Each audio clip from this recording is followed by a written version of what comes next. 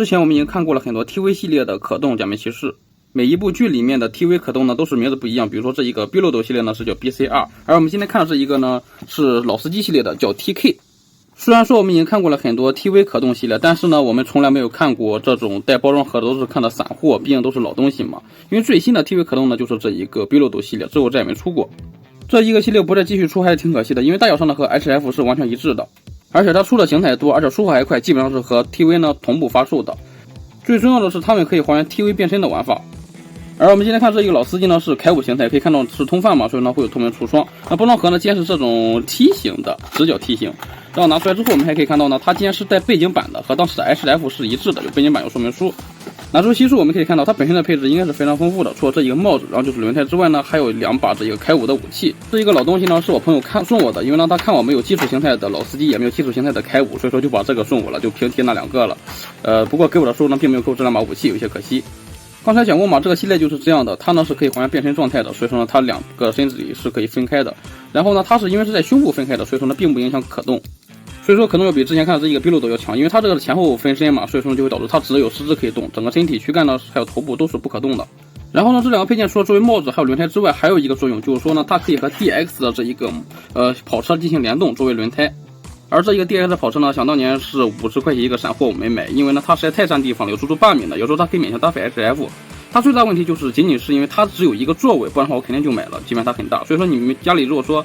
空间很充足的话，可以买一个这个 DX 的小车搭配 HF， 因为真的是太大太爽了，而且特别便宜。然后我们把轮胎和帽子装在上面，把这里打开。多出来的这2半呢，一半是肩甲，一半呢就是这一个侧裙甲，都是武士造型的。这个帽子呢是靠这2个卡扣呢给它固定住的，有点麻烦。老司机系列真的是很适合这一些低端可动，毕竟呢低端可动的特点就是背后会完全透色，老司机系列本身就是背后压根就没有颜色，就是纯黑色，所以说呢是真的先天低端可动圣体呀。而且呢它本身正面的分色也不多，主要就是头部的涂装细节非常多非常复杂，它呢当然是全都阉割掉了。而主体呢本身就没什么涂装，所以说也是没什么可偷的，所以说看着还不错。别看它的低端可动，但里面可不是空心的，有着足足66克的重量。它身上可以荧光的地方就是帽子、肩甲以及这一个轮胎上的层色，以及浑身的水泥灰成型色，以及它的一个眼睛。对，没错，实在是让人想不到，它的一个复眼呢，竟然是和 HF 是一样的，都是这一个复眼细节，然后就是涂了银色的漆，然后在外面还有一个透明件，所以说呢它也是可以荧光的。只不过下面这些界面色、涂装什么的全都阉割，就是单纯的银灰色的成型色而已。不过这些细节呢倒是开的都还不错，都有还原出来。帽子上橙色的纹路也是做的不错，上面还有这一个金属绿的涂装，只不过它这一个连接件实在是让人难崩，毕竟它还有其他的功能嘛，所以说就是妥协了。而除了轮胎之外的身体部分呢，可以看到基本上是除了肩甲是橙子元素之外呢，其他的呢都是和基础形态是一致的，只是换成了橙色以及这一个金属紫色。这些白色线条呢也是通过移印来还原出来的。然后它基本上该做的分色确实都有做出来，就比如说鞋子之类的黑色。而背面呢，就像是刚才说的嘛，本来老司机它皮套就是这样的，就是背面是纯黑色，然后就是很多的机械纹路，并不是低端可能故意透色的。至少人家把腰带的背面以及这一个肩甲的背面什么的都有给涂上油漆，你看这个手腕也是。只不过这些小车呢就比较惨了，都是纯的灰色成型色，然后腰带正面倒是有这个一印还原出来了。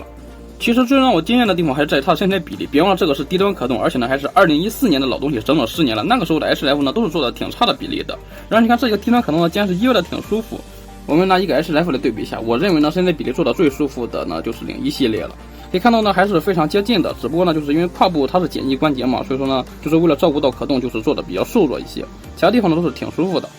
然后可动方面呢，抬头低的幅度都不怎么大，转动的话没问题。然后胳膊的平抬能够达到70度，裙甲和肩甲呢都是转动连接的，让位绝对是够用的。然后呢它还可以这样转动，